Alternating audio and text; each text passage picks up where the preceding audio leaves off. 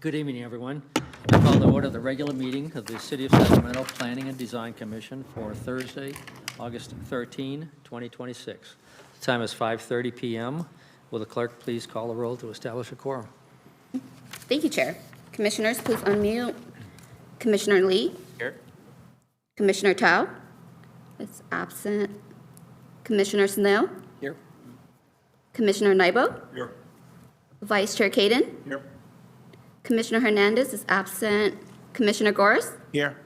Commissioner Ortiz? Here. Commissioner Blunt is absent. Commissioner Rishke is absent. Commissioner Thompson is absent. And Chair Chase. Here. Thank you. We have a quorum. Thank you, Chair. Before we kick off, I'd like to thank my colleagues for being here. I think it's been over 2 months since we've met, so nice to see everybody again. I'd like to remind members of the public in attendance that speaker slips are submitted digitally now. There's a new change here. You can register to speak by scanning the QR codes posted at the back of the chambers and by the city clerk's staff table or through the kiosk. Submissions must be received prior to the item being called, after which no further digital slip will be accepted. You'll have 3 minutes to speak once you are called on. We'll now proceed with today's agenda, starting with the land acknowledgement, followed by the Pledge of Allegiance. Please stand.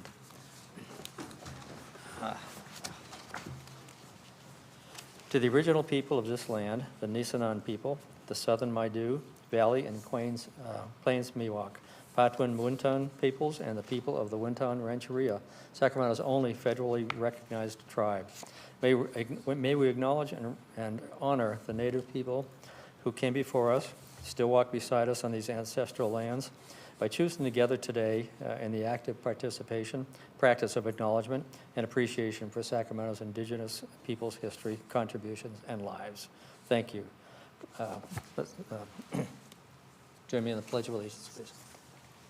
I pledge allegiance to the flag of the United States of America, to the republic for which it stands, one nation, under God, indivisible, with liberty and justice for all. Thank you.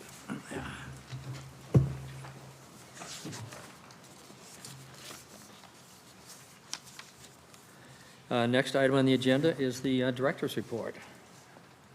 Thank you, Chair. It's nice to see everybody. We've had one project go to council since our last meeting on June 11th. I wanted to provide you with an update. On June 16th, the City Council heard an applicant appeal of the Commission's February decision to deny a proposed quick quiet car wash at Florin and Franklin Boulevard, and the car wash was subsequently approved by City Council. That's all I have. Thank you, Chair. Thank you.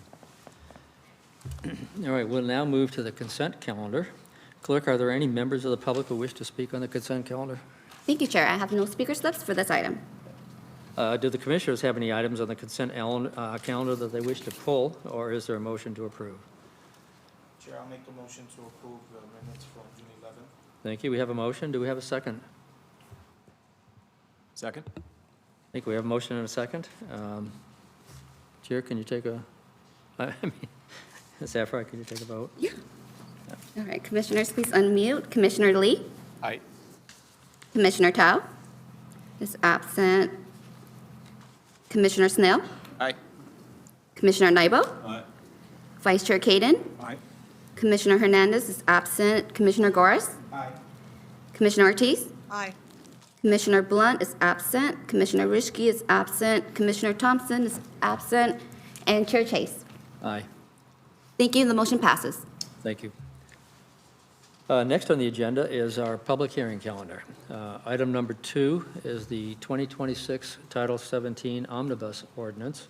I'm now opening the public hearing. Are there any disclosures, site visits, or recusal for this item? Thank you. Seeing none. Staff, do we have a staff presentation? Kevin, are you? Okay, sorry. There you go. Go ahead. Good evening, Chair and Commissioners. My name is Anna Toll. I'm an Associate Planner with the City. I'm joined by Kevin Collin, our City Zoning Administrator.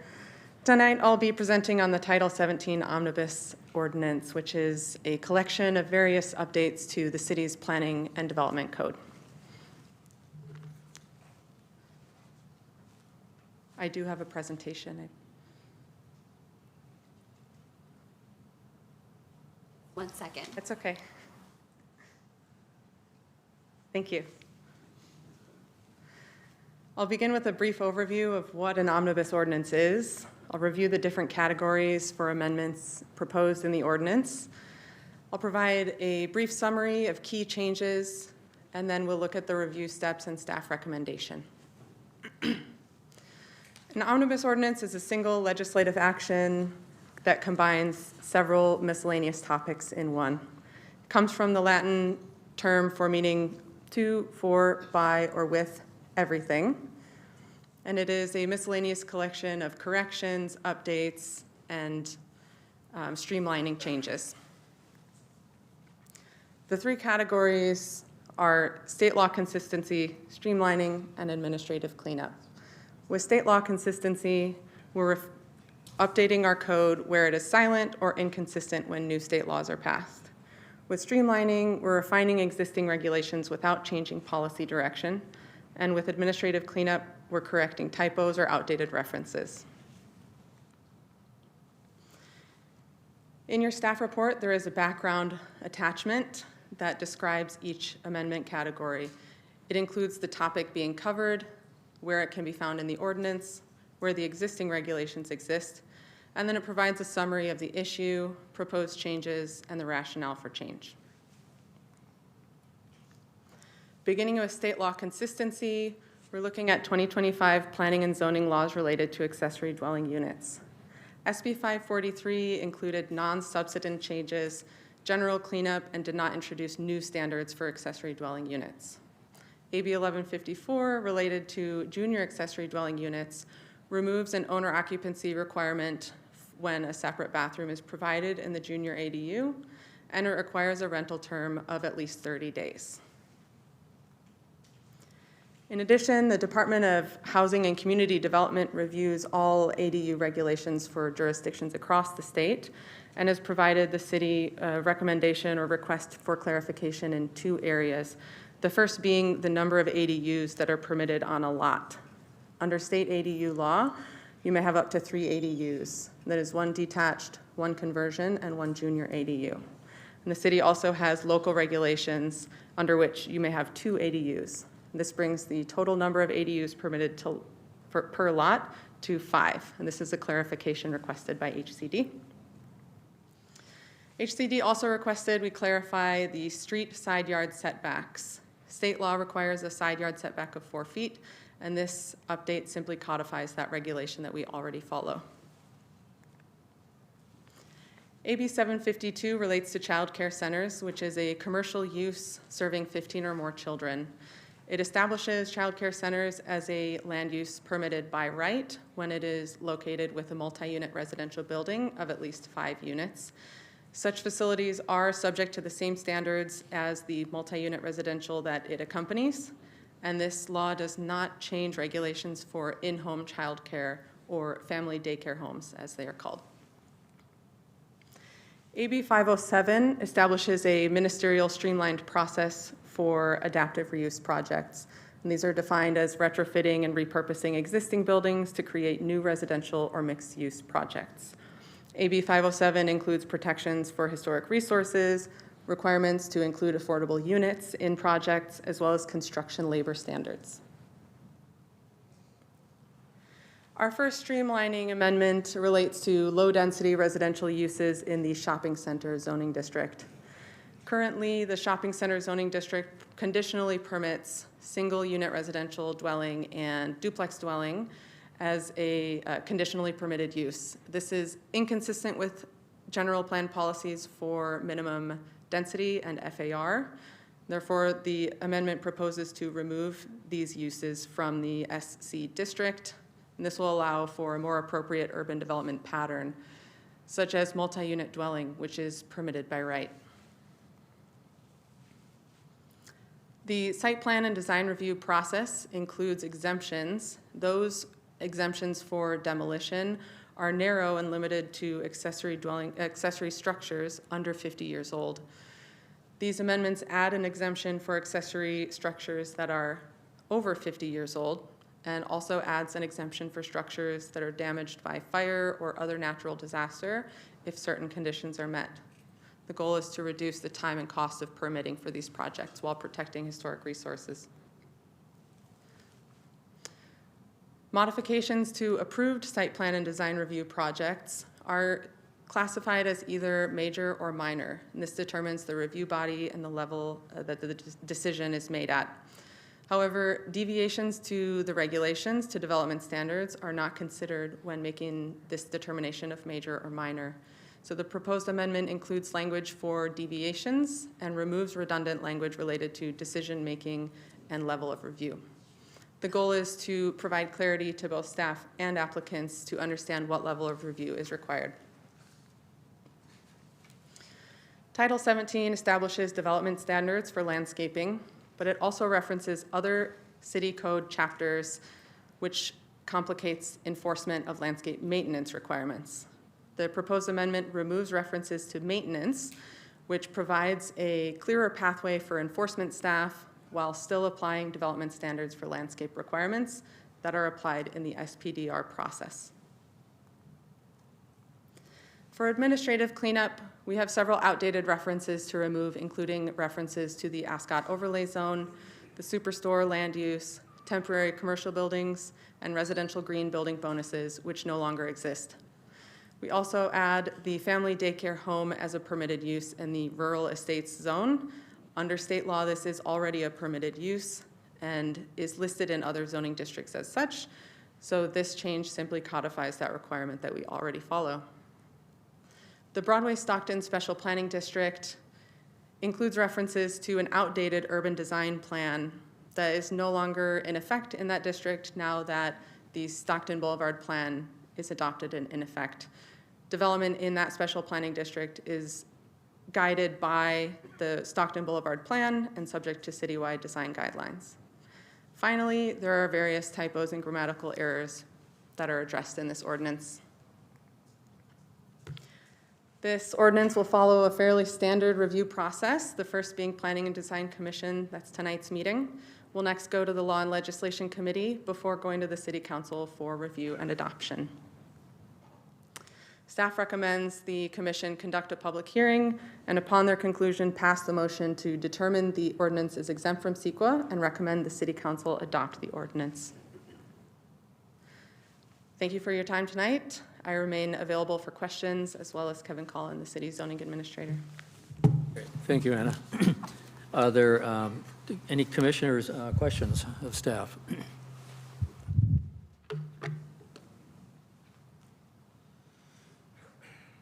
All right. Seeing none, we'll now call for public comment on item 2. We're no longer taking digital speaker slips for this item, and we'll call speakers currently in the queue. Clerk? Thank you, Chair. We have one speaker, Rachel Patton. Oh, okay, then actually we have no speakers. Okay. Thank you. Then I will close the public hearing. The item now is back to the commission for discussion or a motion. Vice Chair Caden. Yeah, it looks great. I appreciate this item every year. It's very clear. It's well organized. I know it's a lot of effort to stay on top of all of the state laws that get passed every year, and so I think our staff does an amazing job of pulling that forward very quickly. So happy to move the item. Was there a motion in there? Vice Chair, was there a motion? There was a motion there. Thank you. We have a motion. I'll second the motion. We have a motion and a second. Chair, can you, any other commissioner comments before we vote? Chair, Clerk, can you take a vote? Thank you, Chair. Commissioners, please unmute. Commissioner Lee? Aye. Commissioner Tao? Aye. I'm sorry, what was that? Aye. Aye, okay. Commissioner Snell? Aye. Commissioner Nybo? Aye. Vice Chair Caden? Aye. Commissioner Hernandez is absent. Commissioner Goris? Aye. Commissioner Ortiz? Aye. Commissioner Blunt is absent. Commissioner Rishke is absent. Commissioner Thompson is absent. And Chair Chase. Aye. Thank you. The motion passes. Thank you. Item 3 is the next item on the agenda. It's the United Cerebral Palsy Transit Storage Project at 2150 Harvard Street. I'm now opening the public hearing. Are there any disclosures, site visits, or recusals for this item? Okay, seeing none, I will say I did a site visit, I did a drive-by, I live near the area, so. With that, thanks, it looks like we have a staff presentation. Great. Good evening, Commissioners. My name is Deja Harris, Associate Planner with the Community Development Department, and I'm here to present the United Cerebral Palsy Transit Storage Project. The item is a request to establish a transit vehicle storage, repair, and storage use in the OB zone. The subject site is located east of the intersection of Arden Way and Harvard Street and is surrounded by a combination of hotel, commercial, and office uses. The subject site is developed with an office building, which is currently divided into office space and a vehicle inspection space. The applicant, United Cerebral Palsy of Sacramento and Northern California, UCP, is proposing to establish a transit facility at the site. UCP provides programs and services, including door-to-door transportation services to individuals with developmental disabilities and older adult, and intends for this facility to house their transportation service operation, as well as their administrative services. The project requests the following entitlements: a conditional use permit to establish the facility, as well as site plan design review to construct a storage area to support the facility.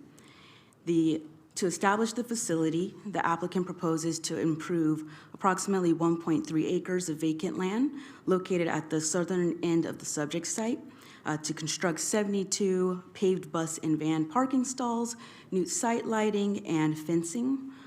The existing office space will be used for administrative staff, and the vehicle inspection area will be used for repair and minor maintenance of the transit vehicles.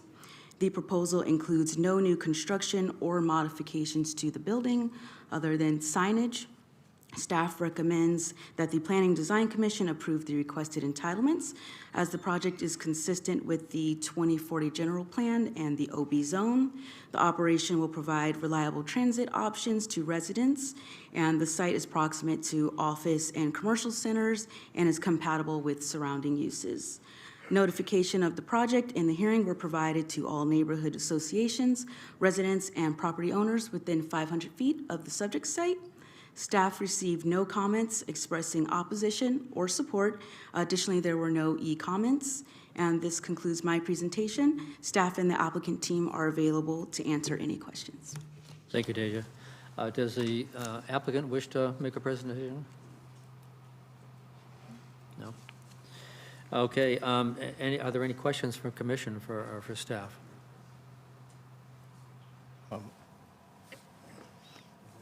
Yeah, thank you, Mr. Chair.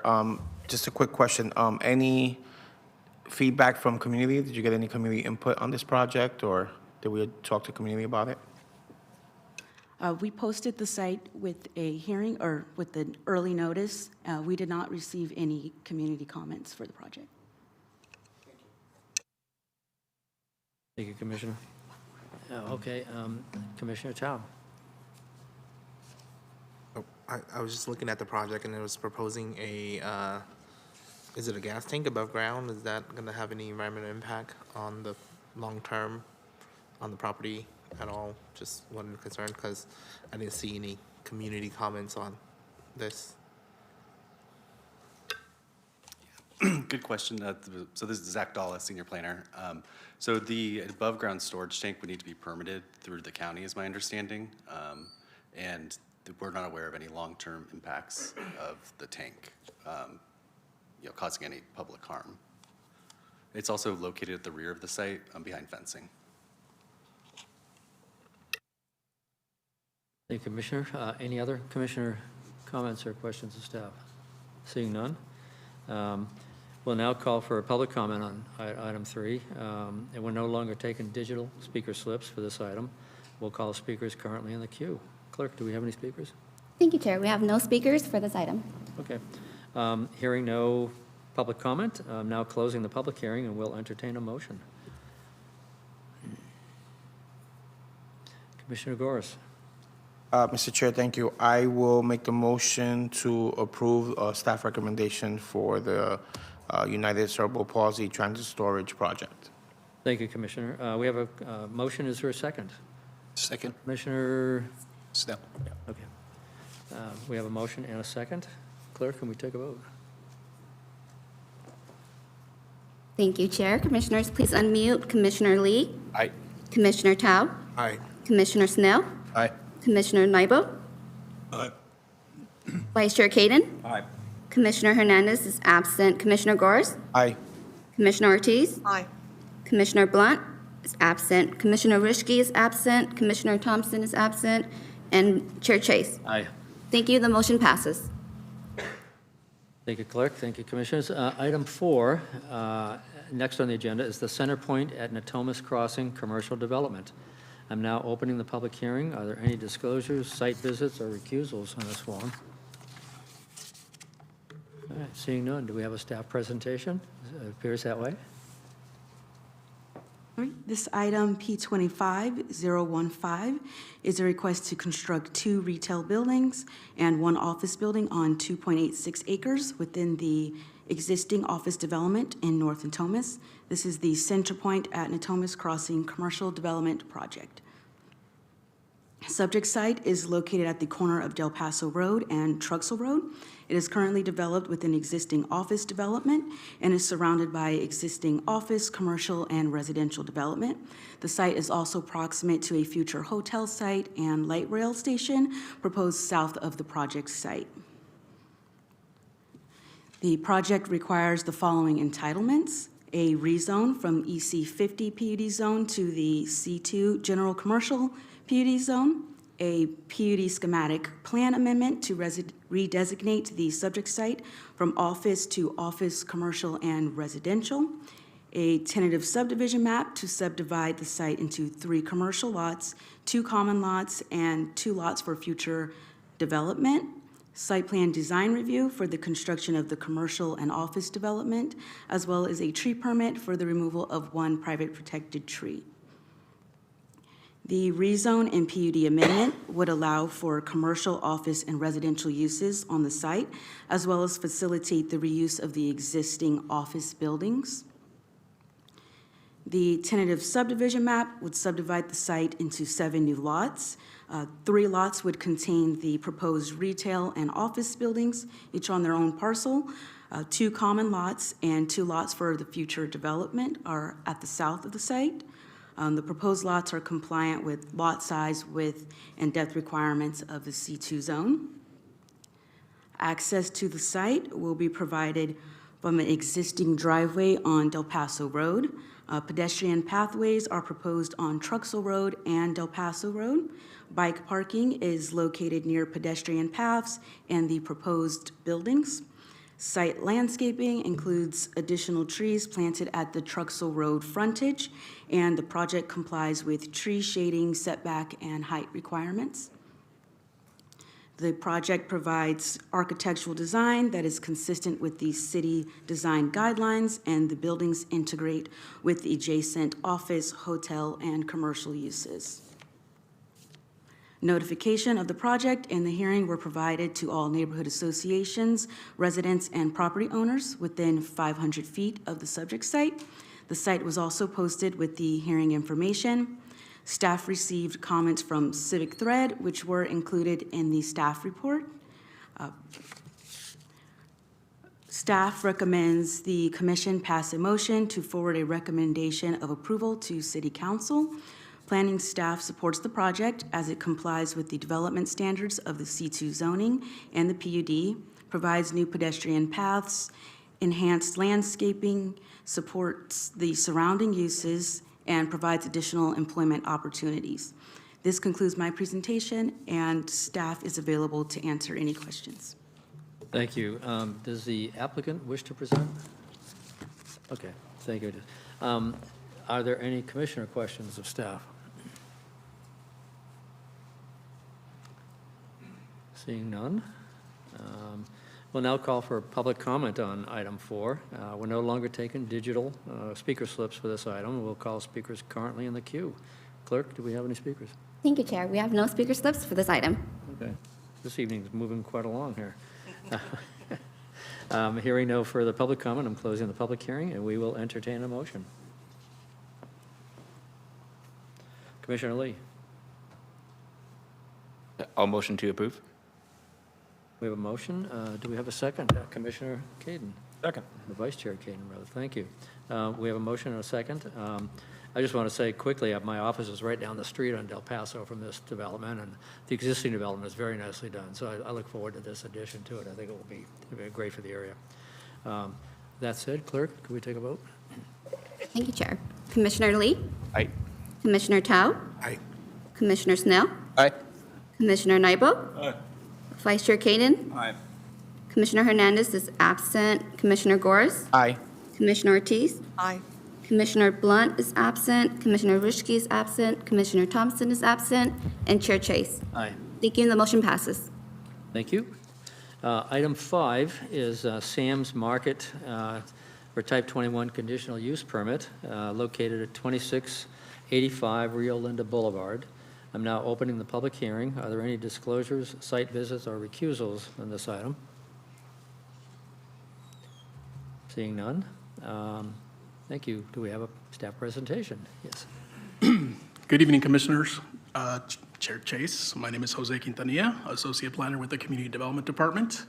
This item is P25024, Sam's Market. Sam's Market Type 21 CUP, which is a request to authorize the sale of beer, wine, and distilled spirits within an existing 2,200 square foot neighborhood market at 2685 Rio Linda Boulevard in Council District 2.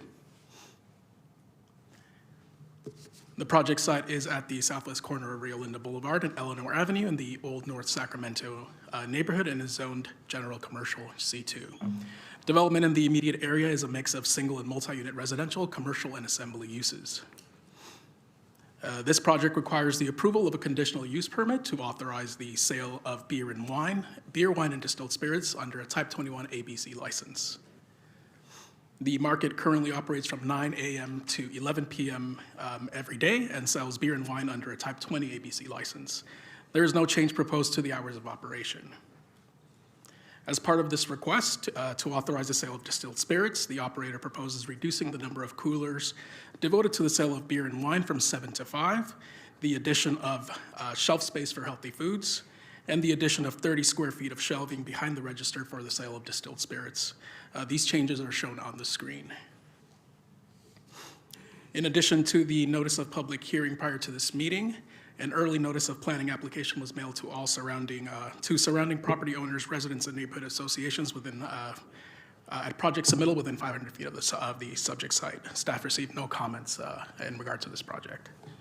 Staff recommends that the commission make a motion approving the requested CUP based on the findings of fact and subject to the conditions of approval in the report. The request does not result in the establishment of a new alcohol retailer and results in a reduction in the space devoted to beer and wine, as well as an increase in the space devoted to healthy food options. Thank you. This concludes my presentation. The applicant has a brief presentation, and staff and the applicant are available for questions. Thank you. Thank you, Jose. Does the applicant wish to present?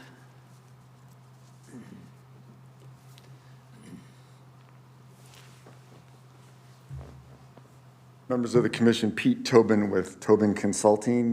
We appreciate what staff has done with this particular project. This is a neighborhood market. As Jose mentioned, we're reducing the number of beer and wine doors, cooler doors. I look at the rest of my presentation and he already covered it, seriously.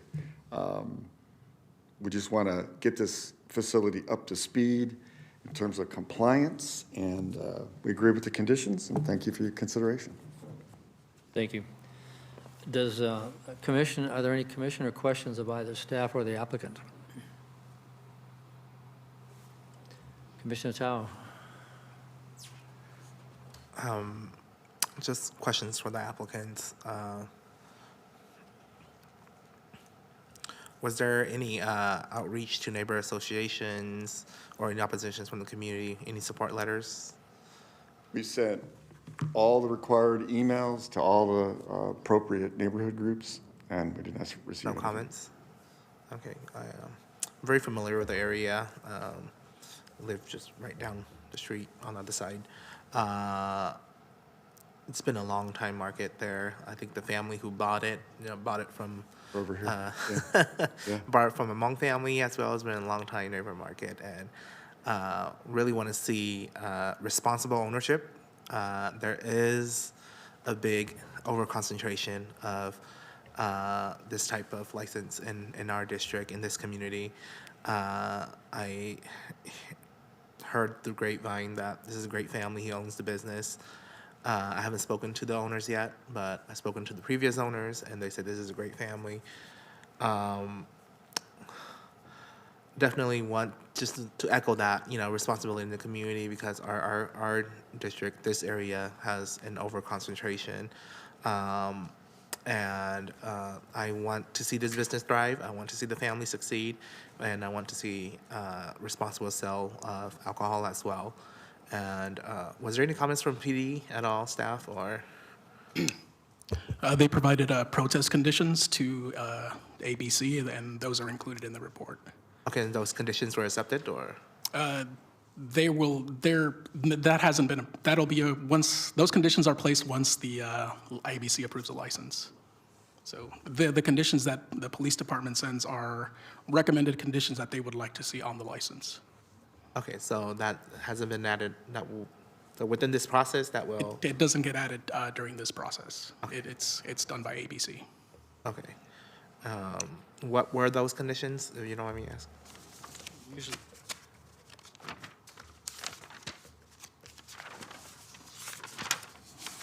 We're going to pull those up for you. Just 1 second. I got it. Yeah, there's about 3 or 4 pages of conditions. Most of them related to upgrading the video system and the cameras and. Okay, more security Right, for premises, right. okay. Which are all, we agree with all of them, so.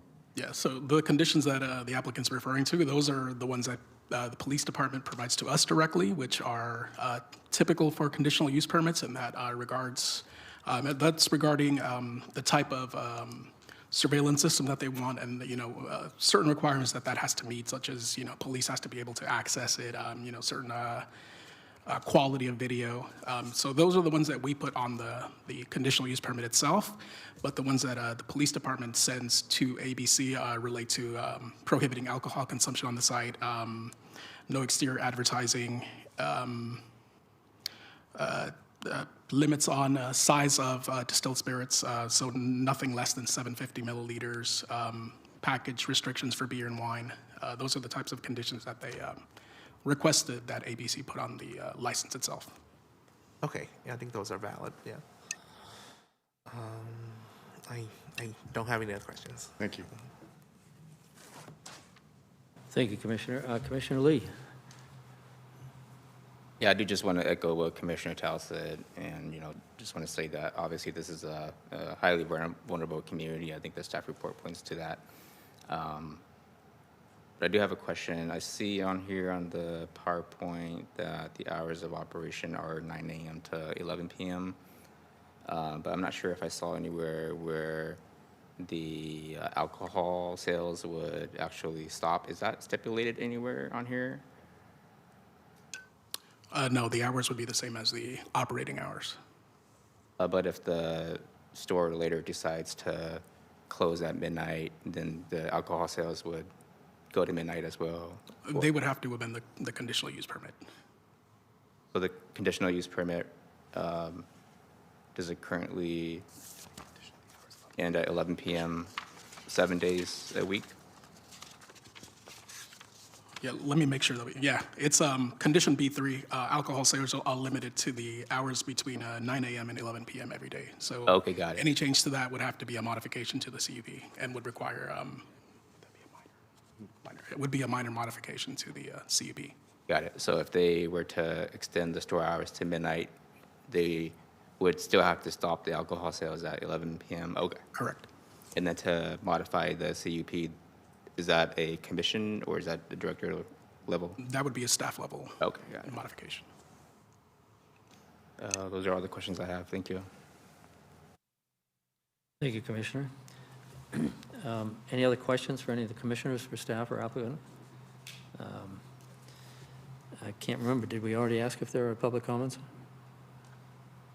Thank you, Chair. There's no speakers for this item. Okay, great. Thank you. Hearing no further public comment, then I'm closing the public hearing and will entertain a motion. Commissioner Tao. I will motion to pass this item. Do we have a motion? Do we have a second?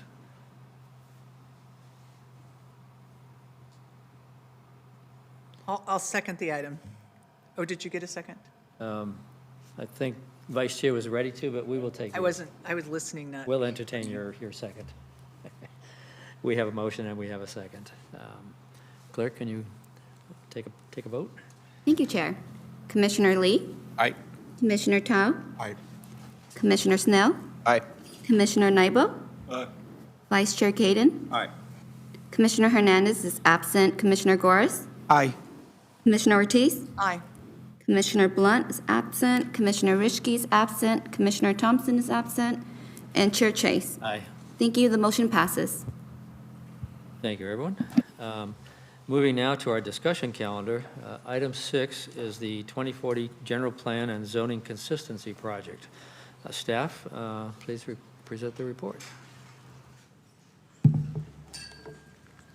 right, good evening, Chair and Commissioners. My name is Jamie Mosler, and I'm an Associate Planner in our Long Range Planning team.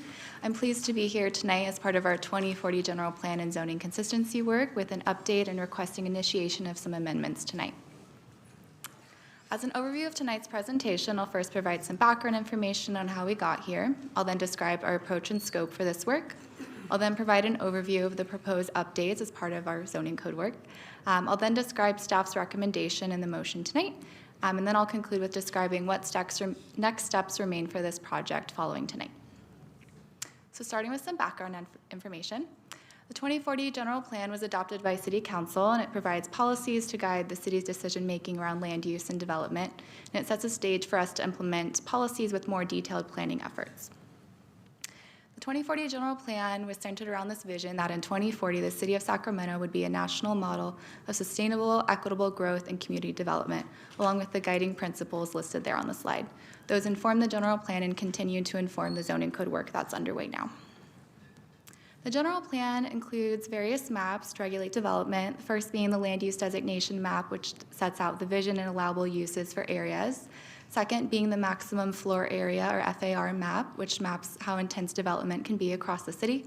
And then also minimum residential density, or a minimum amount of homes that are required to be built per acre across the city. Throughout tonight's presentation, you're going to hear floor area ratio, or FAR, a lot, so I wanted to spend a moment here. It's how the general plan regulates how intense development can be. It's calculated by dividing building area by lot area. So the example I like to use is on a 5,000 square foot lot, an FAR of 1 would allow a 5,000 square foot building, an FAR of 2 would allow a 10,000 square foot building. The general plan allows FARs ranging from 1 to 15, with the highest FARs allowed in the central city, along transit, and on corridors. The general plan provides longer-term or broader general policy direction, and it's implemented through a series of plans and tools such as the zoning code. The zoning code is a lot more specific and detailed than the general plan. State law requires the general plan and zoning code to be consistent, and so that's why we're in the process of updating our zoning code now. Zoning divides all the land in the city into different areas or zones, and each zone has rules for how the land can be used or what can be built on it. Zones fall into categories like agriculture, residential, commercial, or industrial, and the purpose of zoning is to have rules that make sure that different land uses are working well together across the city. So the general plan is implemented through these more detailed zones or zoning districts, and each zone will have a list of allowable land uses and along with development standards, or what can I do on this land and how big can it be, essentially. All right, now to describe the approach and scope of our zoning code update. So we started with analysis following the general plan, going through our entire code, identifying what updates needed to be made, and then now we're in community engagement, where we're sharing our proposed updates with the community, gathering their input, and making stops with this body as well at the Planning and Design Commission. Following outreach, we'll take everything that we heard and finalize our ordinance in the fall, and then bring it forward back to the Planning and Design Commission and then for City Council for our final public hearings and adoption this fall and winter. Our community engagement strategy is described in more detail in the staff report, but we're reaching out to a wide variety of folks, from developers, neighborhood associations, local organizations. Our outreach is running through August 31st, so still a couple more weeks. We have an online platform. The website link is listed there on the slide. There's informational boards, a survey. We did a webinar series to deep dive on some of the updates. We've also been sending out email blasts and social media posts to keep folks informed. Our zoning code update has 7 main categories of work that we're doing, and I'll go through these one by one to give an overview of what the proposed updates are, along with summarizing some of the community engagement and feedback that we've heard so far.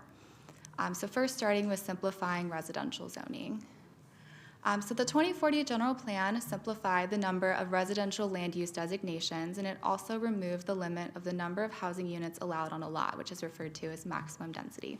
So as part of our zoning code update, we're simplifying and consolidating the residential zones that implement these designations and also removing maximum residential density. Looking at our old general plan, the 2035 general plan, it had several neighborhood designations that all varied by the context where it was located and different maximum density limits. But when we look at the land use designations in the 2040 plan, it's been simplified to the neighborhood and residential mixed use designations that are broader categories that don't have maximum density limits. The neighborhood designation is described as primarily residential and allowing neighborhoods serving commercial uses such as shops, services, offices. And the residential mixed use designation allows a broader full range of residential, retail, employment, and cultural uses such as those listed on the slide. So when we look at our zonings now, the ones that implement the general plan, on the left column there, we have 13 residential zones ranging from R1 to RO. And the main difference between a lot of these zones is their maximum density limit. There's some variation in what commercial uses are allowed, but the primary difference is maximum density. But when we look at our general plan with its direction to remove maximum residential density across the zones and then also direction to allow neighborhood commercial uses, we don't need as many different residential zones, and we have the opportunity to simplify our zones. So we're proposing to go from 13 down to 4, so consolidating R1 through R2 into the new N1 zone. This will allow missing middle housing along with new neighborhood commercial uses. We'll talk more about those later. R2A through R3A is proposed to be the new N2 zone. These are zones that already allow multi-unit housing without all of the missing middle housing requirements, and will continue to do so, along with some new allowances for neighborhood commercial, and provide a transition to higher intensity residential. R4 through R5 will make the new N3 zone. These were already higher intensity multi-unit zones, and will continue to be so, and already have allowances for commercial uses. And then RMX and RO will make the RMX zone, which will allow a broader range of residential and commercial uses consistent with the residential mixed use designation. So now to talk more about the neighborhood commercial uses and the new N1 and N2 zones. So our general plan provides some history on this about historically Sacramento's residential areas were what's referred to as a complete neighborhood. There's a screenshot of Midtown there where there is a mix of different housing types built next to each other with neighborhoods serving commercial uses or main streets just a short walk away. But over time, cities started using zoning. Cities across the country, including Sacramento, and single-family zoning dominated a lot of land in the city. There's a screenshot from another area in Sacramento. And over time, areas like this, someone living in one of those homes, the only thing they can walk to from their home easily is another home that looks like theirs, versus in older areas where you could walk to more uses. And it pushed out city limits and increased our dependence on cars. So to address this, the 2040 general plan includes goals for complete neighborhoods where residents can meet their daily needs in easy walking or biking distance from home. And we also have our neighborhood land use designation that allows neighborhood commercial uses.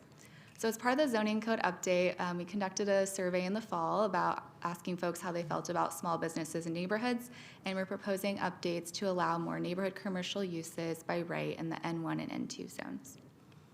So the community survey was open in fall. We received over 800 responses. You might have seen myself and senior planner Amy Yang at an event asking you to take a survey. There's a more detailed summary of the survey in the staff report, but we asked questions like, what kind of businesses would you like to be able to walk to? How close would you want to be? What things should businesses consider when they're opening?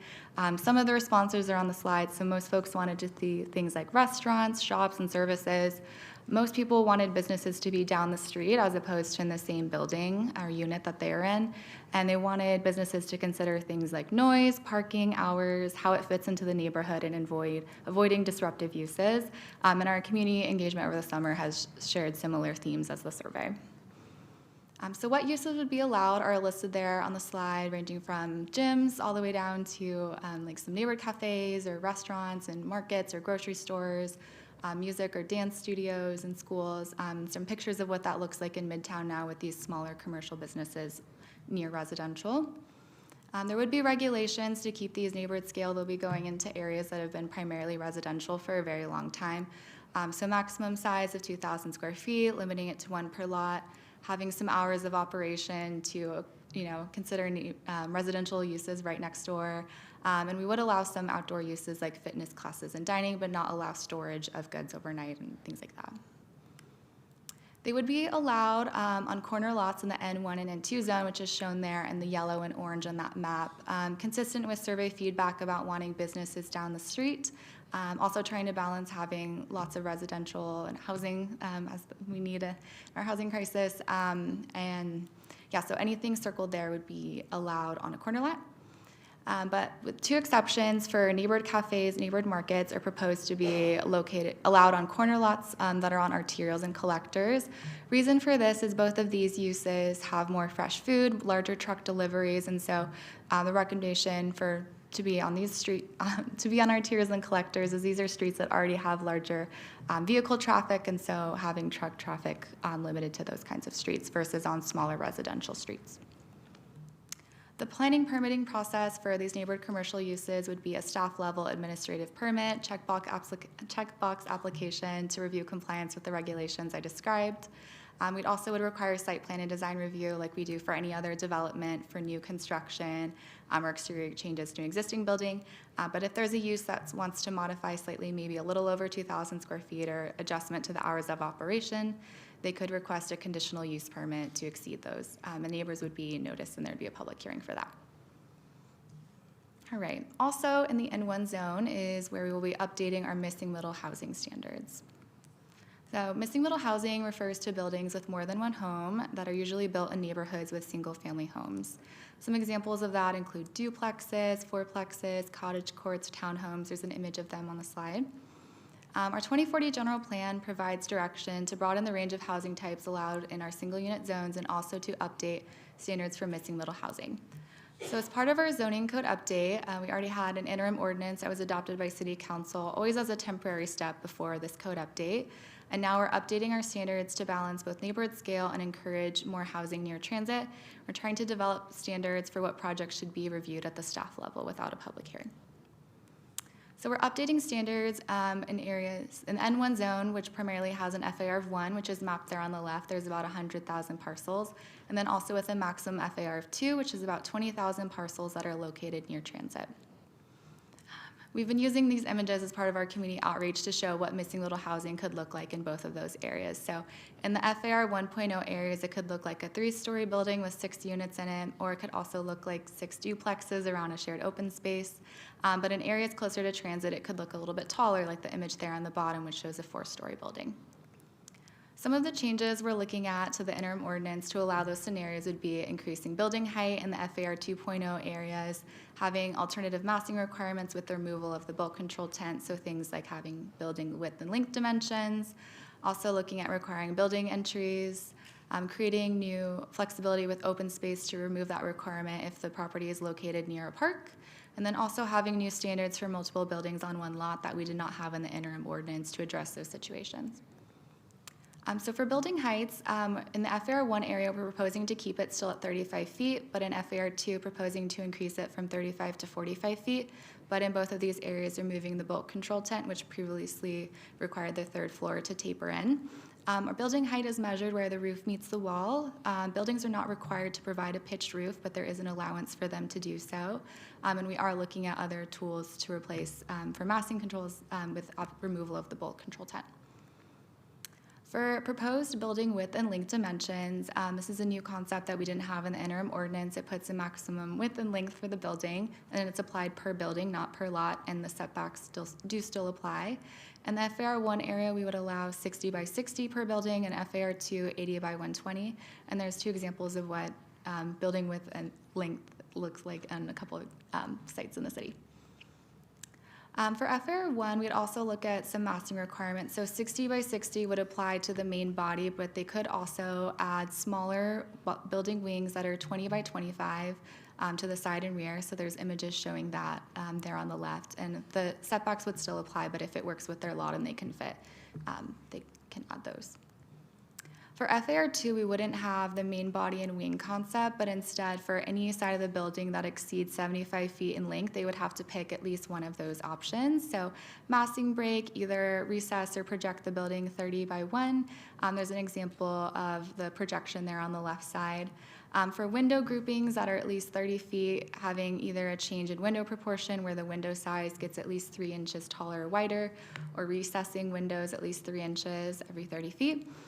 Also changing exterior materials every 30 feet, or having balconies on at least 50% of the elevation length. They could either be Juliet or occupiable if they're further back from the side property line.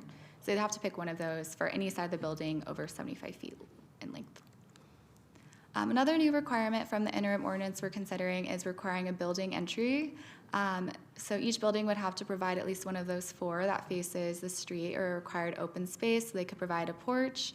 It could be 1 or 2 stories, a dooryard, which is like an at-grade patio with a low-level fence around it, a stoop, or a common entry, which is where all of the buildings have a shared lobby area and some windows around it. To summarize what some of those look like again with our scenarios, so this is what it could look like in FAR 1. This is a 35-foot tall building that has 6 units in it. It's complying with the maximum FAR of 1, complies with the building width and depth standards well within 60 by 60. There's open space provided, and they did provide a porch as their building entry type. Another example of multiple buildings in the FAR 1.0 area, they're underneath the maximum height at 27 feet tall, complying with the max FAR. Their front setback shown here is 17 feet. We're looking at a requirement of 15 feet if there's 3 or more units on the property. For open space, they comply with the requirement, and they're also, the buildings further back are facing that shared open space area, which is a new requirement we're looking at. And then these buildings also provided a porch. And then lastly, in the FAR 2.0 areas, this is where we're looking at increasing height to 45 feet, and that's what that building shows there. This is underneath FAR 2, it's at 1.6. Also has the 15-foot front setback, complies with width and depth. For this one, there would be no open space required. This site is within 1,000 feet of a park, so that demonstrates that. And for this building, they chose to provide a common entry, and you can see the massing break with the projection there on that side. So one of the ways we're collecting input on missing middle housing is through the survey. It's still open until August 31st, and as of August 4th, we had over 300 responses. There's a slight preference in both the FAR 1 and 2.0 areas for a 2-story building, but still in both FAR 1, there's over 62% support for 3 stories, or 4 stories, there's 56% support in the FAR 2 areas. All right. Another topic of the zoning code update beyond missing middle housing is an overall goal to focus growth near transit. So the 2040 general plan regulates building intensity by maximum FAR, and it places the higher FAR allowances near transit. So as part of the zoning code update, we are updating our development standards to align with the maximum FARs in the 2040 general plan. We're also incorporating height limits from SB 79 into commercial and higher intensity residential zones near transit. So this is the map I've shown a couple times. This is our maximum FAR map in the 2040 general plan. Has FARs ranging from 1 to 15. So we just looked at missing middle housing, which had 1 and 2, but there's higher FARs throughout the city, located on central city corridors and near transit.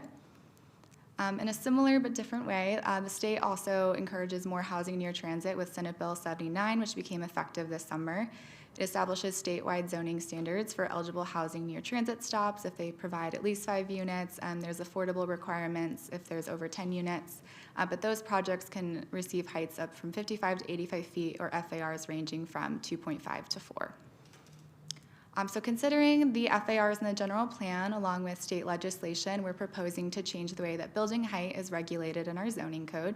So your building height would be determined by the maximum FAR in the general plan listed there on the left, and then what your zone is, and that would give you your maximum height. So if you're in the N1 zone with an FAR of 1, it would give you a height of 35 feet. If you were in the C1 zone with FAR of 2, you'd have a height of 65 feet, and so on. The heights ranging from 35 feet all the way to no maximum height limit if you have an FAR of 15. We're also proposing transitional heights, which is a table at the bottom. So there are some instances where you'll have a property with an FAR 4 directly next to property of an FAR 1. And so the transitional heights would require 20-foot increments before the maximum height is reached, just to provide some transition from the lower intensity to higher intensity areas. Next couple updates I'll talk about are updates to our auto-oriented use standards and some changes to streamline the code. So for updating the auto-oriented use standards, our code already has standards for other uses located near transit, but the general plan provides direction to update gas stations and drive-through restaurants. For gas stations, there's a requirement for every new gas fuel nozzle to provide one new EV charging station. And then for drive-throughs, there's a policy to prohibit new drive-throughs within a half mile of existing light rail and high-frequency transit, or quarter mile of proposed light rail. So we're simply proposing to just codify those requirements into Title 17. For streamlining amendments, we're looking at some to ensure consistency with the plan and enhance code usability for special planning districts, planned unit developments, codifying adopted Rio Linda Airport land use compatibility policies into our code, and some streamlining amendments for the employment center zone to broaden the types of commercial uses allowed there. For special planning district, they're described in more detail in attachment 6 of the staff report, but we're recommending amending several SPDs to ensure consistency with the 2040 general plan and other sections of Title 17. We want to update our development standards consistent with what the entire code update is doing and also make some technical corrections. City code requires that either City Council or this body initiate the text amendments to the SPDs, so the motion would be allowing staff to begin that work to bring the amendments back to you as part of the ordinance in the fall. Similarly, with planned unit developments, there's more information about those in the staff report, but they're recommending rescinding several PUDs to streamline our code and remove PUDs that have either been completely built out or have expired development agreements. Similarly, city code requires that this body, the city council, or property owner initiate amendments to PUDs, so the motion tonight would be allowing staff to prepare the resolution rescinding these PUDs that would then be considered as part of the ordinance in the fall. Last updates I'll talk about are rezoning properties for consistency. So the 2040 general plan assigns land use designations that define the vision and allowable uses for each area, like the neighborhood and residential mixed use designations we looked at earlier. And it also consolidated many residential designations into a single neighborhood designation. So as part of the zoning code update, properties with existing zones that are inconsistent with their designation will be evaluated for rezoning, seeing if their zone is in line with the vision and allowable uses of the designation in the general plan. And then another common thing with rezoning is because we renamed all of our residential zones like R1 through R5 to N1 through N3, all of those need to be rezoned to reflect the new name of their zone. And so that is a large chunk of the rezoning work in this project. And then also there's a couple of outdated suffixes that refer to things that are not adopted policies anymore. And so we're just proposing some cleanup, but it does require rezone because it's shown on the map. To get feedback on this, we've created an interactive rezoning map. It's available on the project website. Folks can toggle and see like the existing zoning on the left along with the proposed zoning on the right. We also have informational guides about what the new zones would allow and the height table that I showed earlier. The map was launched late July and we just held our webinar earlier this week, so we're still collecting feedback. Community members can leave comments directly on the map. Some comments to date desire more intensity in some areas, less intensity in other areas, and some clarifying questions. All right, now I'll describe staff's recommendation for tonight. So the recommendation is to review and comment on all of the updates that staff has been working on so far, and then also to pass a motion initiating amendments to the SPDs identified in attachment 6 for consistency with the 2040 general plan, and also to initiate rescinding the PUDs identified in attachment 7 to streamline the planning and development code. All right. Next steps that remain for this project after tonight. So we're still in our community outreach phase through August 31st. There's a couple more weeks. We set up an email and a phone number specifically for this project, so folks can reach out to that directly if they have a comment or a question or want us to speak at their association's meeting. And then we also have a project website, cityofsacramento.gov/zoning code update, that has all the informational boards where we're collecting comments along with the survey and more information about all the meetings that we've been at so far. After community engagement, we'll be gathering all the input that we hear from the community to prepare the ordinance and then bring it forward to Planning and Design Commission on October 8th, Law and Legislation Committee on October 20th, City Council with just passed for publication, so just having it on the agenda on November 17th, and then City Council adoption hearing on December 1st. I have one more slide. Doesn't want to go. All right, it was just a thank you slide, but that concludes my presentation. Myself and city staff are available to support with any questions. We also have Tony Perez from Opticos, who helped develop the missing middle housing standards. City staff from Sustainability, Public Works are all available to answer any questions that you might have. Thank you. Invite commissioners to ask questions. We have some public speakers. I'd like to ask them to speak first so any questions can be directed to either staff or the speakers. So, Clerk, can you? Yeah, thank you, Chair. We have 4 speakers for this item. Our first speaker is Mill Walton. Doesn't seem like Mill Walton is in chambers with us, so we'll go with our next speaker, Joseph Wilson. I don't see Joseph. Chris Valencia.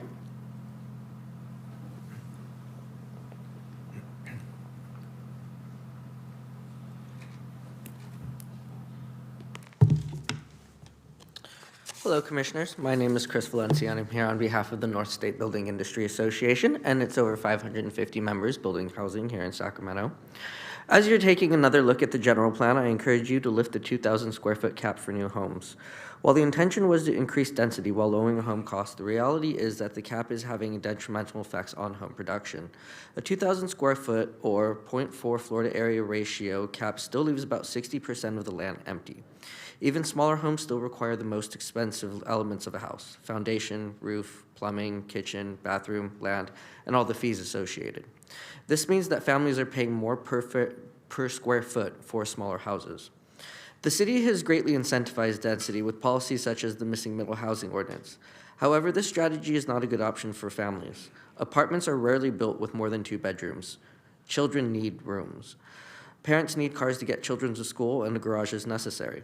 Sacramento's public transportation infrastructure simply is not adequate for family uses on a daily basis. Our builders want to build homes that people want to buy. This cap makes development in surrounding jurisdictions such as Elk Grove, Folsom, Rancho Cordova more attractive to buyers. Sacramento is competing with these jurisdictions for housing supply. People who buy houses there and work in the city are forced to have longer drives as a commute than if they lived in the city's limits, going against all the emissions goals that the city is trying to achieve. A house that is still conforming to all other housing standards should not be capped at 2,000 square feet or a 0.4 FAR. Sacramento is a wonderful place to live, and I ask you to consider changing this policy so that more people can in fact live in this wonderful city. Thank you. Thank you for your comment. Our last speaker is Chris Barros. Okay, well, doesn't look like I see Chris in here, so Chair, I have no more speakers. All right, thank you, Clerk.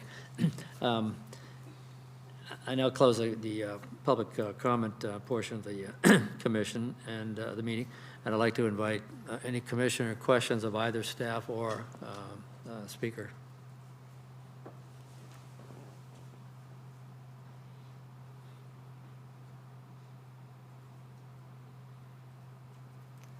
Vice Chair Caden. Yeah, thank you, Chair. And I have a little bit to say, and so I'll try not to be too long-winded on this. I think I just want to, first off, acknowledge the amount of work that's gone into this project, from us, from staff. We're what, 8 years into this journey now, when you think about when we first started this conversation of trying to see what we can do to kind of open up these, single-family neighborhoods to more housing options. We've had, multiple city council makeups. We've had PDC turnover, staff changes, and I think a shifting Overton window, right, on housing policy, where when we started this, what we thought was sort of really kind of edgy policy 8 years ago, and maybe in some cities a political third rail, is probably now considered just modest policy reform. I think at one point we were talking about duplexes in Pocket, fourplexes in Boulevard Park, calling it a day, and I think that might have been considered ambitious policy reform at that point, but I think a lot has changed in 8 years. We've had a national, I think, reckoning on policies that kind of exacerbate structural inequality and racial disparities. I think that was a key part of why we started this conversation 8 years ago. The housing crisis is obviously just like a way bigger deal and reached a boiling point to the point where it's the number one thing that I think a lot of elected officials are hearing about from constituents. We've had half a dozen more maybe cities across the country that have really kind of, I think, passed these really ambitious reforms and kind of went beyond what we were originally proposing. New state laws, right, that are pushing cities to do a lot more. And I think what you saw really consistently through this process that our city council, this commission, the general public, they all wanted us and as a city to go further, to be more ambitious, to do whatever we could to sort of make housing more affordable. Because we just really made it very clear we did not want to become San Francisco. We wanted this to be a place that our kids could actually grow up and afford. So I'm just really proud of of staff for being kind of bold and ambitious through this process, but also being responsive to kind of feedback as folks have kind of pushed us on this goal to be the kind of model city on this. So that's all to say. I'm really happy with kind of where we landed. I think there's some really critical improvements that I'll just in this version relative to previous versions that I just wanted to shout out. So the zoning code consolidation I think is huge, and I think that was a big part of the impetus as well, is to try to simplify our general plan, our Title 17, make it easier to understand for the general public, for developers to actually navigate this thing. I'm in complete support of the recommended changes to the special planning districts. I think that's something that has come up with this commission several times, and we've sort of asked for some changes on that, or specifically related to some recent project approvals. So appreciate including that here, and I'd be happy to make a motion on that when the time comes. We talked a lot about bull control through this process. You were extremely responsive on that, staff, and I think, this was a huge topic of conversation, and in my eyes was really a key barrier to kind of seeing these more affordable multiplexes and why we haven't seen them in the interim ordinance. And now that that's gone and we've sort of moved more to this building width and wing approach, I think that's a great compromise and a better way to think about it. The height limits are great. I think they reflect, again, this feedback from council and from this commission on the public on kind of orienting our density and our height towards transit. The open space compromise, it's I think quite clever and a great way to kind of think about that in terms of accessing our public parks and having that be kind of the orientation for open space requirements. So all great stuff. I did have a few things and concerns, I guess, that I wanted to mention, although, again, overall, I think these are smaller fixes to just a really strong ordinance. The primary thing I think that I was struggling with was this requirement that the sort of all multiplexes up to 16 feet can't have external staircases. I participated in the webinar and kind of I wrote down the quote for kind of the reasoning for this new policy, and it was that, quote, exterior stairs tend to evoke images of apartments, and that may be nice in other contexts, but in neighborhoods face resistance because of all the things associated with that. And I just have a little bit of a hard time with that framing because, we're not talking about changing the size of the building at all. We're just, really talking about making the multiplex more expensive to build, which we've talked a lot about as this commission. And it's all these kind of seemingly innocuous rules that don't seem like a big deal that kind of add up and they translate to things not getting built, or if they do get built, they're more expensive, and then that gets passed on to renters. And so as always with these things, right, there's a trade-off that I think reasonable people can disagree on about what the threshold is, right? Like sometimes it's worth making housing more expensive to build if you're trying to accomplish a policy goal. Like I personally support solar requirements on rooftops, which is a building code requirement now. That certainly, makes housing more expensive to build in the short term. But that's something that I think we should and continue to stomach because it accomplishes a policy goal. I think I have a really hard time with these kind of like unnecessary rules that trade making housing more expensive for not a whole lot of benefit. So what are we trading for in this external staircase case? Like maybe someone who already owns a house across the street is maybe feeling a little bit more comfortable with the aesthetic that the stairs in the new fourplex are inside the building and not outside.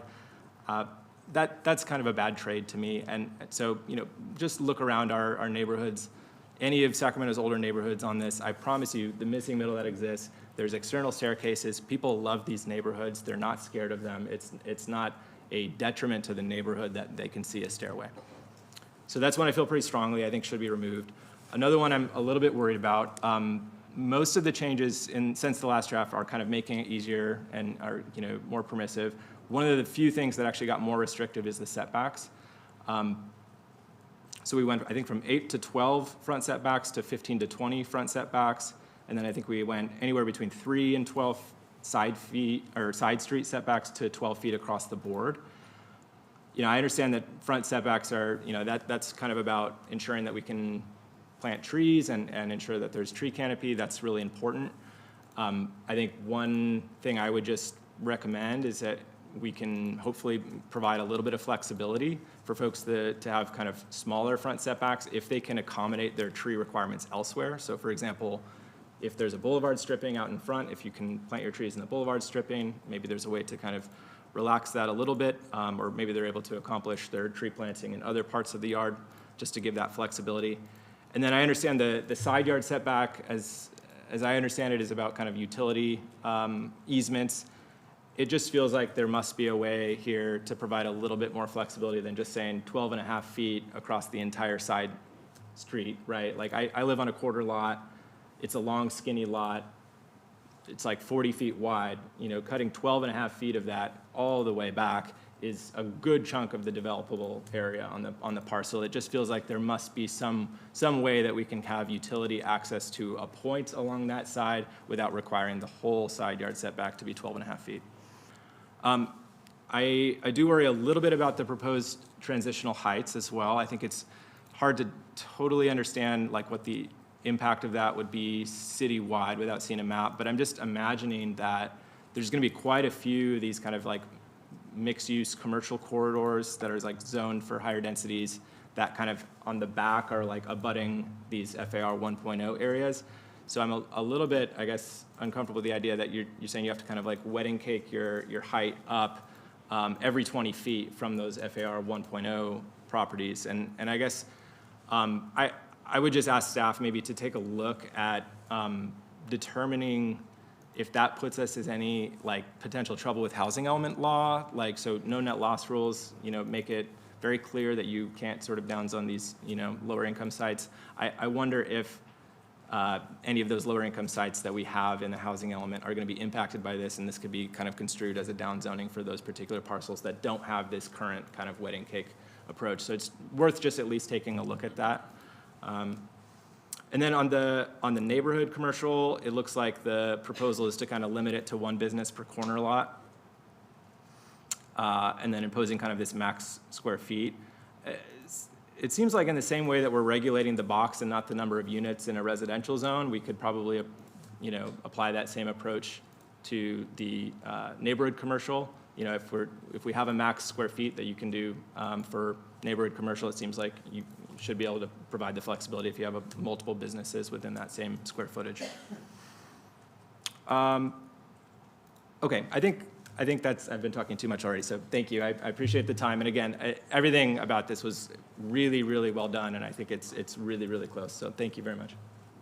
Thank you, Vice Chair. I think we all really appreciate your insight and comments on this, so don't feel bad about going on and on. We welcome it. Other Commissioner Ortiz. Thank you. I think it's really well done and much appreciated, and it's consistent with all the trends that I think our Vice Chair referenced, and it's taken a while to get here, and I think this is solid policy and it's the direction we should go. I'm a little confused, and maybe it just warrants staff clarification. I'm still having struggle with this new system, hopping between and getting some of the attachments and stuff. So there was a letter or a question, and then I have found it in the attachments on the special planning district corridors. So I do see that for the Alhambra corridor, and I think this is relevant based on a project we've already approved, allowing some increased height, and that we're likely to see down the road, I suspect. So if staff could explain the section, chapter 17.420, Alhambra Corridor Special Planning District, and specifically that latter part. This section also establishes that the Planning and Design Commission may approve a conditional use permit allowing additional height beyond the 35 feet, which we have done, provided the height does not exceed the height of the underlying zone. So I'm assuming we're Alhambra and then residential adjacent to it, or perhaps commercial that's lower than 35 feet. Could you explain what scenario that might impact residential adjacent to the Alhambra corridor? Yeah, so on the western side of the Alhambra corridor, there's some C2 or commercial zoning, which the base zone allows up to 65 feet with transitional heights. But as you mentioned, the special planning district requires a conditional use permit to exceed 35 feet in height when located within 300 feet of a residential zone, so everything basically to the east that's adjacent. We're recommending initiating amendment to remove this requirement and instead defer to the citywide FAR-based height limits and transitional heights. So many of that commercial property there has a maximum FAR of 4. And the Which is how tall is AR4? It would be 85 feet, and then with the transitional heights in 20-foot increments. And then also has a minimum density of 20 dwelling units per acre in the general plan, so that's why we're recommending going with the citywide FAR-based heights approach. Yeah, and under California law, it is difficult for the city to deny a conditional use permit for housing, so that's another consideration as well. So let me ask a little more, a little differently. If you're a residence that is on perhaps likely, well, it could be on the west side, Alhambra, or on the east side of the Alhambra corridor, what, as a practical matter, might we, the Planning Commission and staff, recommend height in excess of 35 feet if it's close to a one-story series of homes? I'm not sure I understand so we're recommending the transitional height. So if it was directly adjacent, the 20 feet of property that's right there would be 45 feet, and then the next 20 feet of the property could go up another 20 feet and another 20 feet until you hit that maximum 85. So that's the transition we're recommending, as opposed to the 300 feet with the CUP, which covers most of all the commercially zoned property in that corridor. I don't think I asked the question correctly. Okay. If you're a one-story residential property next to the Alhambra corridor that right now has a restriction, general restriction of 35 feet, but if a proposal came in for housing or otherwise, we could go up to 85 feet and there could be a one-story residential right next to it. Right, so right now it would be, per the SPD, there'd be the conditional use permit. If we do this amendment, there would not be the conditional use permit requirement. It would be staff level to do the max height of 85 with the 20-foot Up to 85? Yes. Even if it abuts one-story properties right next to that proposed 85 foot? Right, so the FAR in our proposal would determine the maximum height. So if there's properties next to it with FAR 1, their height limit would be 35, and then the FAR 4 has that height limit of 85 with the transitional steps to get that. Okay. Yeah. Somebody else explain it better for me. I mean, it's conceivable that you could have a one-story series of homes adjacent to an 85-foot structure. With the clear provision that the transitional height, which is being proposed, yes, but it wedding cakes up, so it's not 85 directly next to them. That's the key. Yeah. The kicking up would be away from the one-story residential. Yeah, so you'd be like 60 feet away from that property before you hit 80 feet. Got it. 85 So feet, sorry. yes, the gradual height increases would not be adjacent to, likely be adjacent to the one-story residential properties. Okay, I just needed clarification because there was a question that came in on that. So we are giving flexibility, and we've exercised that flexibility with, Marie's Bakery, was somewhat controversial for some, but I think this body was really clear and, unanimous essentially. But thank you for clarifying that. I appreciate that. Thank you. Thank you, Commissioner. Are there other commissioner comments or questions? I would also like to thank staff for, Jamie, for just an excellent presentation.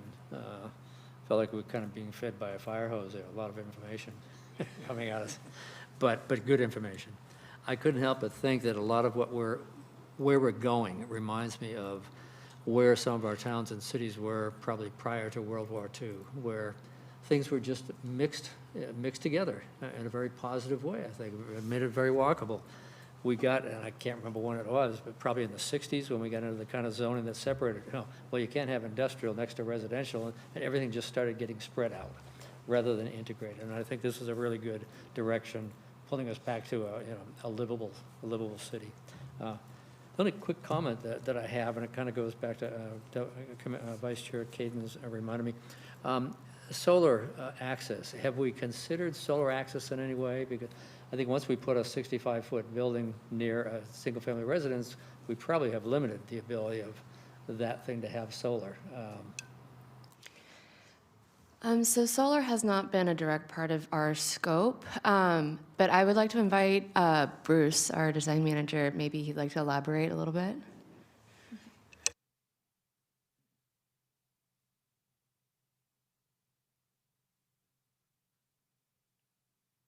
Bruce Monaghan, Urban Design Manager, Chair Chase. To answer that question, it's actually been a question over the last 10 years as projects have developed taller based on zoning that was allowed in a shorter house next to it. The first time we looked at this seriously was probably 5 or 6 years ago with a development project not far from Elhammer Boulevard.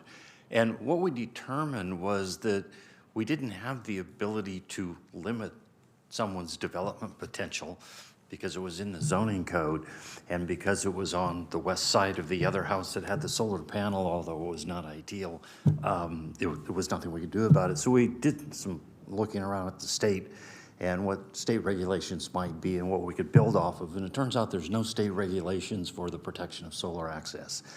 So that kind of left us in a spot that unless we wanted to do something individually with the city, we weren't going to be able to find some other supporting evidence.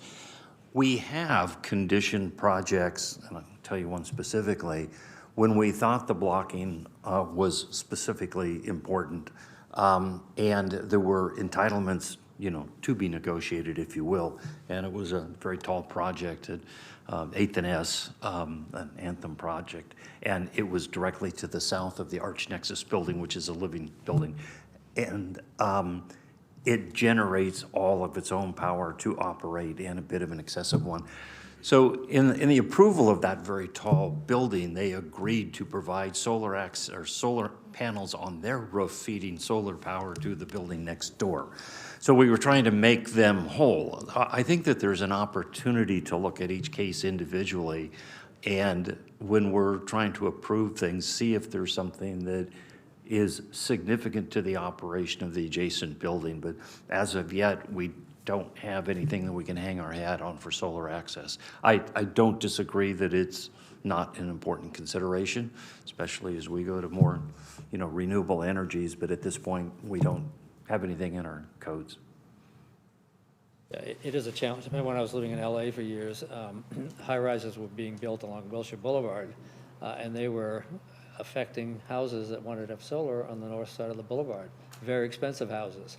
And there was a compromise reached, I think, in terms of height and where the higher buildings could be built, not on the north side of Wilshire, but they had to be kept to the south side so that the shadows could take the street into account. So, but yeah, very difficult thing to regulate, I admit, but I encourage us to, given all the other issues we're facing in our world these days, I think, the energy possibilities from solar are worth considering somehow as we move forward. So, but again, as I go back, I think the report was excellent. It reminds me of a good place that we could get to here with this. So thank you very much.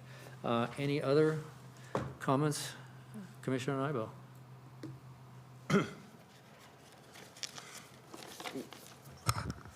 We've already heard such good comments. Well done. Well done. Thank you. This is a very small issue. I had a question in the attachments 6, proposed specific plan amendment summary. And it said that the maximum height of 35 feet for property zone C1 and located between Granada Way and Folsom Boulevard on the east side of 32nd Street. And I wasn't quite sure, this is going to be, I'm sorry. Is that L Street there? Because I couldn't figure out where that area was and whether or not, it seems like it's a box area or half of a street, but I don't think the streets line up exactly. So I couldn't understand if that was a box of area or if it was half the street that's on L Street. Yeah, you're talking about the Alhambra corridor, right? Yeah. Let me look.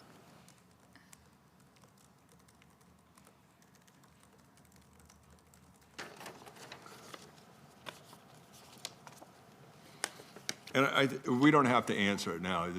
It's a question that I had that we can get cleared up before. Yeah, that's the exact wording from the special No planning big deal. district that's there. But yeah, it's referring to an area between those streets. As long as I have the microphone going, I would just like to say that tonight has been spectacular. Great work, staff. This is just amazing. Just item after item after item, just knocking them off. Thank you so much. Really, this is great.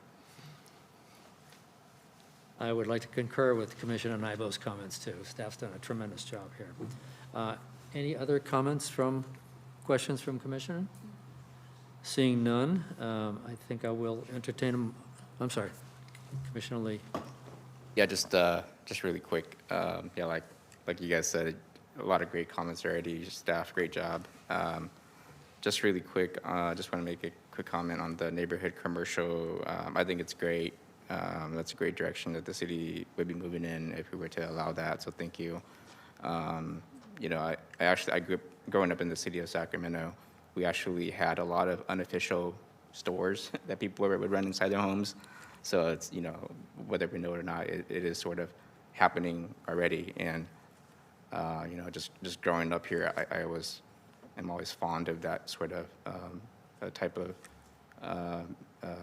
business that would be in the community. So I'm excited to see that this is coming down the pipeline, especially when you know, because I like to travel the world, and when I see businesses located within communities, you just see the impact, the positive impact it has to people's lives and the community. So I think that seeing more of that here will make a big difference in a positive way.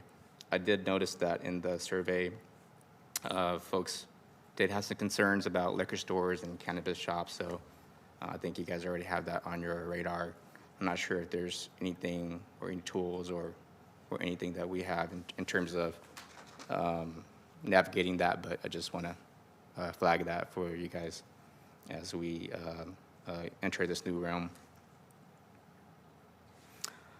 And then also things like, you know, if there's unwelcome loitering, I don't know if there's already best practices that already are in play at the liquor stores or other businesses around the city that could sort of be copied and pasted here as well. Middle missing housing. I think it'd be great if there would also be opportunities for home ownership. I know that that type of product can tend to have more rental housing associated with it. So I think it'd be great if, when you guys are looking more at this, look at it in that light as well. But those are all my comments. Great work. Thank you. Thank you, Commissioner. Vice Chair Caden. Yeah, sorry, one last one on the neighborhood commercial zones, which I think is really cool that we're going in this direction. And I mean, I kind of would like to see it, more than just on corner lots, and in some cases just corner lots on arterials, right?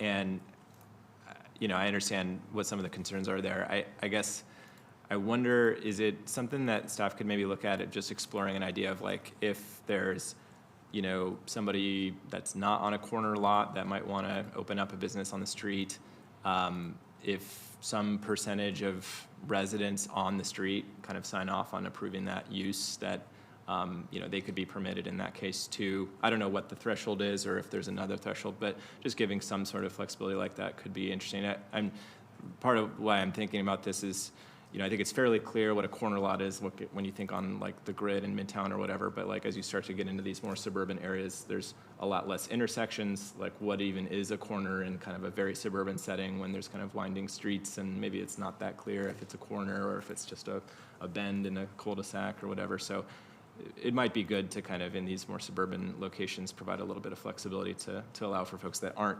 necessarily right on a corner to be able to, open something up if they have the kind of consent of their neighbors. And with that, I'm happy to make a motion to move the staff recommendation. Thank you. We have a motion. Comment before we move on. Potentially positive, I think, step that's out there right now. One of the things that has been affected the affordability of housing for probably the last 15 to 20 years is the condominium issue, the liability issue that's tied to that, the 10-year limit of liability. It's kept a lot of contractors, developers, and as an architect, my firm at the time was told we could not have more than 15% of our annual buildings in condominium work because of the liability issue. There's proposed legislation. I'm not sure who the sponsor is, but I would hope this, probably suggest that the city try to find it and support that legislation, because I think if we can get, condominiums back in the mix, it could just do a tremendous amount towards our affordability issue.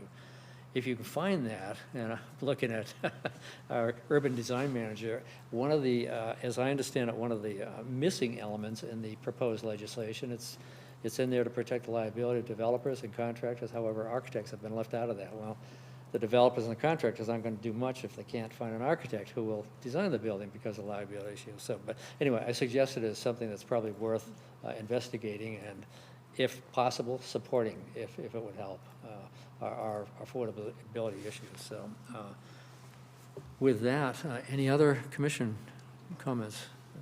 We've had a great discussion here, and I want to thank all my colleagues for their input.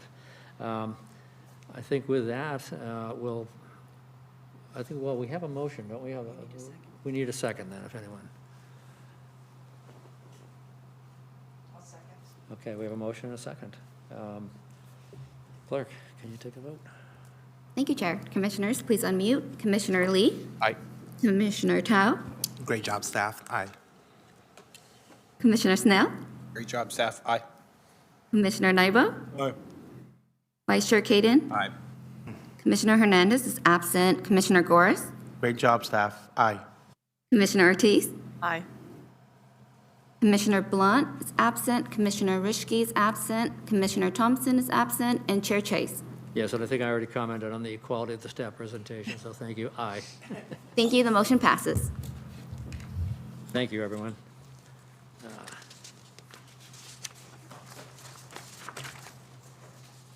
Okay, our next item is commissioner comments, ideas, and questions. We're now opening the floor for any commissioner comments.